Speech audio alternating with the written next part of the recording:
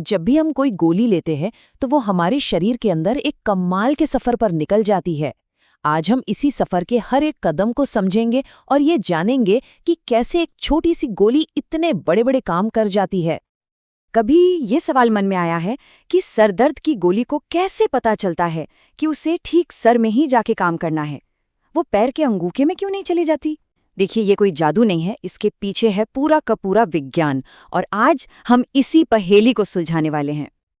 तो इस पूरे सफर को समझने के लिए हमें दो जरूरी बातों को जानना होगा। पहला है फार्माकोकाइनेटिक्स, मतलब हमारा शरीर दवा के साथ क्या करता है, इसे दवा की यात्रा मान सकते हैं। और दूसरा है फार्माकोडायनामिक्स, यानी दवा हमारे शरीर पर क्या असर डालती है। ये समझिए कि मंजिल पर पहुंचकर होने वाला एक्शन है। ये एक ही कहानी के दो हिस्से हैं। फार्माकोकाइनेटिक्स असल में दवा के सफर की पूरी कहानी है। इसमें 4 मेन पड़ाव आते हैं। दवा शरीर में दाखिल कैसे होती है, यानी एब्जॉर्प्शन। फिर वो जाती कहाँ कहाँ है, यानी डिस्ट्रीब्यूशन। शरीर उसे बदलता कैसे है, मतलब मेटाबॉलिज्म। और आखिर में वो शरीर से बाहर कैसे निकलती है, यानी एक्सक्रीशन। और फिर आता है फार्माकोडायनामिक्स। अगर काइनेटिक्स कैसे और कहाँ का जवाब देता है, तो डायनेमिक्स बताता है क्या। ये वो हिस्सा है जहां दवा असल में अपना काम करती है। शरीर की कोशिकाओं के साथ मिलकर वो असर पैदा करती है जिसके लिए उसे लिया गया था। इस पूरी प्रक्रिया को याद रखने का एक बहुत ही आसान तरीका है ADME, यानी एब्जॉर्प्शन, डिस्ट्रीब्यूशन, मेटाबॉलिज्म और एक्सक्रीशन।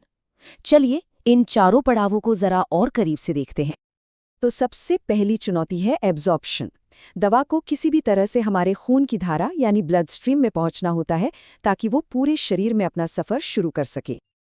लेकिन जब हम कोई गोली खाते हैं तो उसे कह सकते हैं कि एक बड़ी रुकावट पार करनी पड़ती है, हमारा लिवर। लिवर यहाँ एक टोल बूथ की तरह काम करता है। मतलब दवा के ब्लड स्ट्रीम में पूरी तरह पहुंचने से पहले ही लिवर उसका एक अच्छा खासा हिस्सा तोड़ देता है। इसी को फर्स्ट पास मेटाबॉलिज्म कहते हैं। और इसी वजह से दवा की पूरी डोज कभी भी हमारे सिस्टम तक पहुंच नहीं पाती। यही कारण है कि कुछ दवाएं इंजेक्शन से दी जाती हैं ताकि वो लिवर के इस टोल बूथ से बचकर सीधे खून में पहुंच जाएं।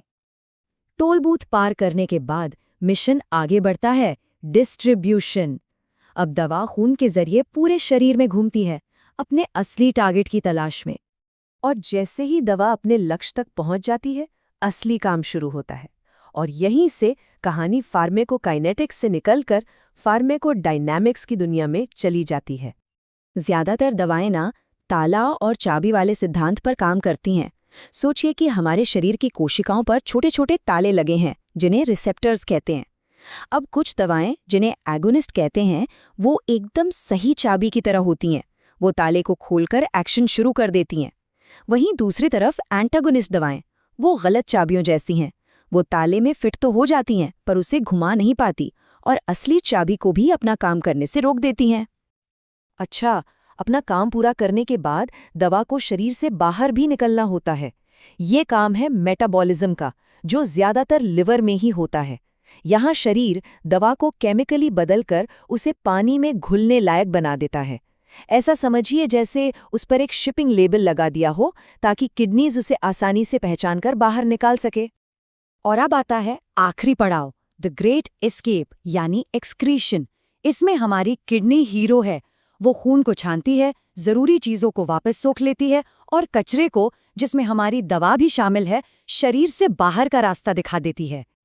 तो एक सवाल उठता है कि कोई दवा हमारे शरीर में कितनी देर तक असरदार रहती है? इसका जवाब छिपा है हाफ लाइफ नाम के एक बहुत जरूरी कॉन्सेप्ट में। हाफ लाइफ वो समय है जो हमारे शरीर को दवा की मात्रा को ठीक आधा करने में लगता है। चलिए इसे एक आसान से उदाहरण से समझते हैं। मान लीजिए 100 मिलीग्राम दवा ली गई। एक हाफ लाइफ के बाद शरीर में उसकी मात्रा सिर्फ 50 मिलीग्राम ही बचेगी। और 2 हाफ लाइफ के बाद क्या होगा? ये मात्रा फिर से आधी होकर सिर्फ 25 मिलीग्राम रह जाएगी। इसीलिए जिन दवाओं की हाफ लाइफ कम होती है उन्हें दिन में कई बार लेना पड़ता है, जबकि लंबी हाफ लाइफ वाली दवाएं शायद एक बार लेना ही काफी होता है। तो इन सब बातों का मतलब क्या है?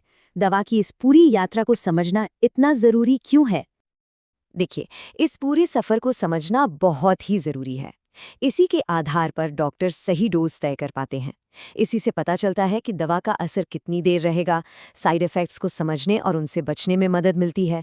और सबसे बड़ी बात, ये पक्का होता है कि दवाएं सुरक्षित भी हैं और असरदार भी। तो आखिर में एक सवाल पर सोचते हैं, अगर हर इंसान का शरीर अपने आप में एक अलग दुनिया है, एक अलग नक्शा है, जहां दवा का सफ़र भी अलग अलग होता है, तो फिर दवाइयों के भविष्य के लिए यानी पर्सनलाइज्ड मेडिसिन के लिए इसका क्या मतलब हो सकता है?